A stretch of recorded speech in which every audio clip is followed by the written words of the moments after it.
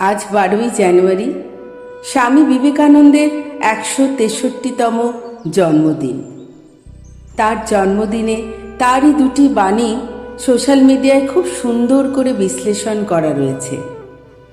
আমার পড়ে ভীষণ ভালো লাগলো, তাই আজকে ওই দুটি বাণী এবং তার বিশ্লেষণ আপনাদের সামনে উপস্থাপিত করছি। প্রথম বাণীটি হলো, পতন নয়, উঠে দাঁড়ানোই আসল। স্বামী বিবেকানন্দের এই বাণী মানুষের জীবনের সংগ্রামী সত্যকে গভীরভাবে তুলে ধরে। মানুষের জীবন কখনোই ব্যর্থতা বা পতনহীন নয়। ভুল, পরাজয় ও হতাশা জীবনের স্বাভাবিক অঙ্গ। কিন্তু প্রকৃত মূল্যায়ন হয় এই প্রশ্নে নয় যে মানুষ কতবার পড়ে গেছে, বরং কতবার সে নিজেকে সামলে আবার দাঁড়াতে পেরেছে।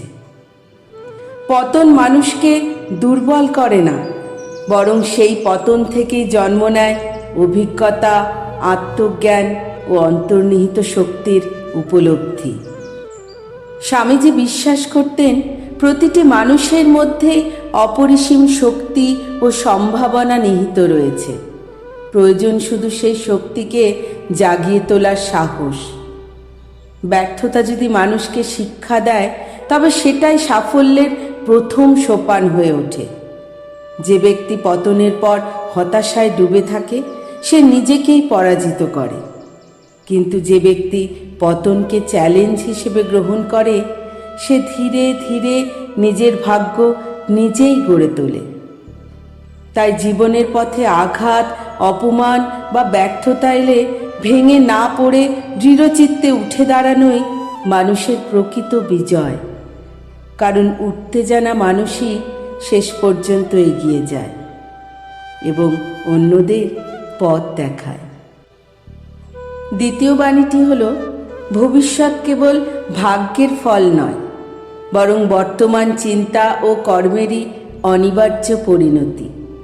স্বামী বিবেকানন্দ এই বাণীর মাধ্যমে কর্মফল ও চিন্তার শক্তির এক গভীর সত্য তুলে ধরেছেন। মানুষের প্রতিটি চিন্তা ও কর্ম কখনোই নষ্ট হয় না, সবই অন্তরে ও জীবনের ধারায় সঞ্চিত থাকে।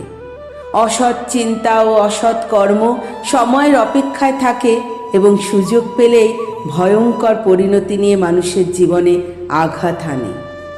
যেমন বাঘ হঠাৎ ঝাঁপিয়ে পড়ে। অপরদিকে সৎ চিন্তা ও সৎ কর্ম নীরবে শক্তি সঞ্চয় করে এবং প্রয়োজনে অসংখ্য দেবতার শক্তির মতো মানুষকে রক্ষা করে।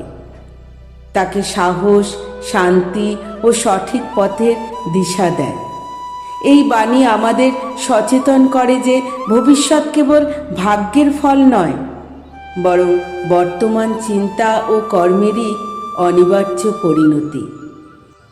তাই জীবনকে কল্যাণমুখী করতে হলে চিন্তা ও কর্ম উভয়ই শুদ্ধ ও সংযত রাখা অপরিহার্য।